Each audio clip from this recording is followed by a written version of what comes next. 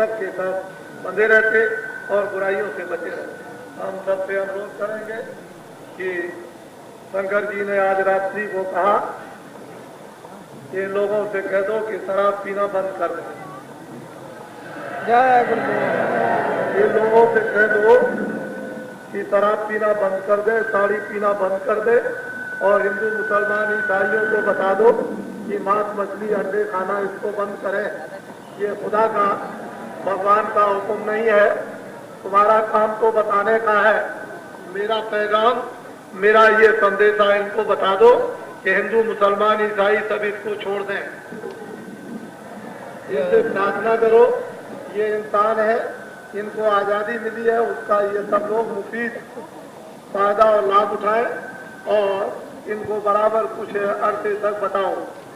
मेरा काम उनका संदेशा आपके कानों तक पहुंचा देना है। मानना न मानना ये तो बात की बात रहेगी, लेकिन मैं अनुरोध और मिन्नत प्रार्थना करूंगा कि सभी हिंदू मुसलमान ईसाई इन बुरी चीजों को अवश्य ही छोड़ें। ये बहुत गंदी है, बहुत बुरे काम है। इससे अपना जहन, अपनी बुद्धि, अपना मन, अपनी इंद्रियां, अपनी आंखें, खान पान का बड़ा बुरा असर होता है। काम, क्रोध, लोभ, मोह, अहंकार की ज्वाला जलती है और फिर क्या विग्रह और विरोध लोगों में, समाजों में कुरीतियां, समाजों में बुराइयां भाग भाग की आ जाती हैं और पति पत्नी, बच्चे बच्चियों का जीवन नष्ट भ्रष्ट हो जाता है। वो कोई भी किसी तरह की हो, खान पान पर मनुष्य का सब कुछ है बनता है। खान पान अच्छा होगा तो अच्छा मनुष्य बनेगा, खान पान खराब होगा तो बुरा। सोबत का असर होता है। फकीर और महात्माओं की सोबत में यही सब चीजें मिलती थी, लेकिन हम लोगों ने छोड़ दिया। तो ये सब बुरी चीजें अपने मन मानी, जो दिल ने चाहा वही आपने सबने किया और उसका इंजाम और परिणाम सारे देश के सामने इस समय पर है। ये मैं जानता हूँ कि हिंदू मुसलमान सभी यहाँ पर धीरे धीरे चले आ रहे हैं और वो ये चाहते हैं कि मुझे सुकून, मुझे कुछ आराम, मुझे कुछ लाभ, मुझको कुछ फायदा हो जिस्मानी और रूहानियत का। तो दोनों फायदे आपके जिस्मानी शरीर के भी और रूहानियत यानी जीवात्मा के भी फायदे और लाभ होंगे। कोई यहाँ आकर के उस लाभ से वंचित नहीं, उसको लाभ जरूर होगा। और इसीलिए हम लोग कहीं न कहीं जाया करते हैं कि हमको कोई फायदा हो। तो दोनों तरफ के फायदे हैं। जब आपको उधर जाना हो तब भी आप मिल लेना, नहीं उधर जाना है तो जिस्मानी बातें तो आपको सीख लेनी चाहिए मानवता की। और मानव धर्म को आपने यदि नहीं अपनाया तो फिर क्या होगा वो तो आप बाद में समझेंगे। ये सत्युग के आने की स्वागत तैयारियों का ढंढोरा, जिसमें कि 11 दिन काशी विश्वनाथ बम भोले भी यहाँ उपस्थित है और 11 दिन तक बराबर वो यहाँ पर है इसी स्वागत तैयारियों में। और इसलिए आप यहाँ पर आए हो और जब वो सत्युग की स्वागत तैयारियों में यहाँ पर उपस्थित है कि उसकी स्वागत तैयारियों की सामग्रियाँ सब की सब तैयार कर ली जाए, क्योंकि सत्युग आएगा। मैंने ये नहीं कहा कि कलयुग खत्म हो जाएगा, मैंने तो ये बात कही है कि कलयुग में सत्युग आएगा और बहुत हजार वर्षों तक के लिए लगा रहेगा। जिन पेड़ों पर 100 वर्षों से फल नहीं लगते उन पेड़ों पर भी फल लगने लगेंगे। ये सत्युग के आने की निशानी। बड़े ध्यान से नर नारी अच्छी तरह से फिर समझ ले। गंगा तट पर ये काशी विश्वनाथ यहाँ पर बम भोले जी उपस्थित है और गंगा जी का ये तट किनारा है और काशी के इस पार ये इतना बड़ा कार्यक्रम मानव और आध्यात्मिक हो रहा। 1 बीघा खेत में 100 मन गेहूं या 100 मन चावल पैदा होगा।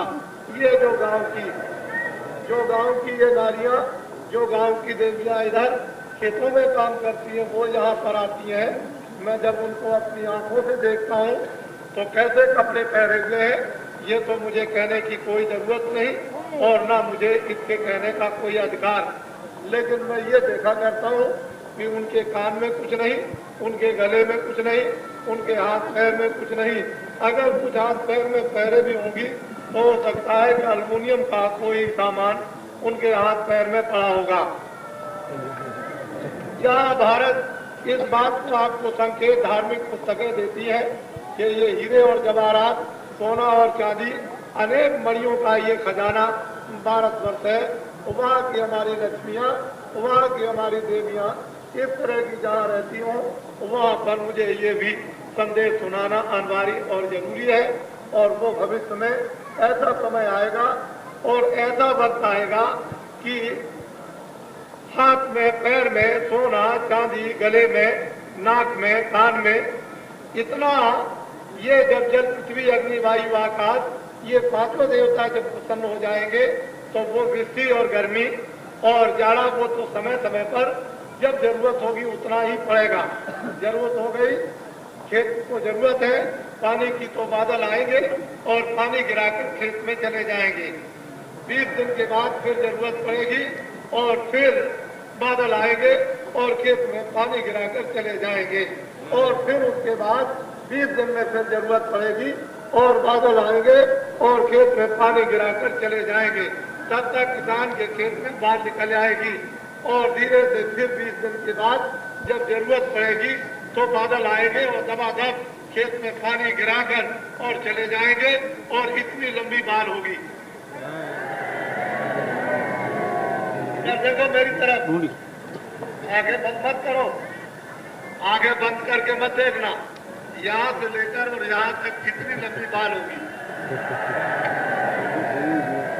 अभी आपने बच्चा कुछ नहीं सुना। ये काशी का इतना बड़ा प्रमाण है कि हरिश्चंद्र चक्रवर्ती राजा थे।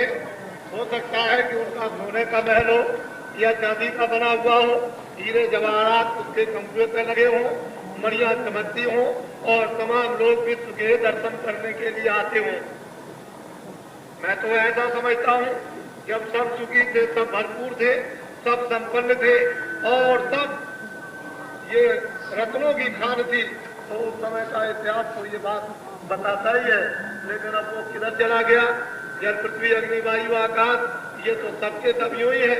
लेकिन आप नहीं जानते ये अंचल है। इन्होंने सोना, चांदी, हीरे जवाहरात, बड़े बड़े भूप और महिपत और राजे और बड़े बड़े बादशाह यहाँ पर आए। सोना, चांदी, हीरे जवाहरात इकट्ठा करने वाले उन्होंने क्या क्या किया, लेकिन जल, पृथ्वी, अग्नि, वायु, आकाश, इन्होंने सब कुछ अपने में छुपा लिया। और ये कब निकाल के देंगे? तो मैं एक छोटा सा दुआ सुनाऊं। संवत 2000 के ऊपर ऐसा योग पड़े, उत्तर पूरब पश्चिम 14 साल पड़े।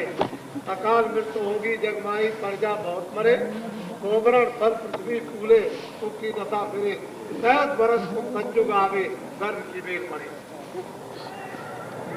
मैं ये कुछ नहीं जानता कि मुसलमानों ने मुझे इससे कोई मतलब नहीं, लेकिन किताबों में ये बात सिद्ध है कि कलयुग में संजुग आएगा।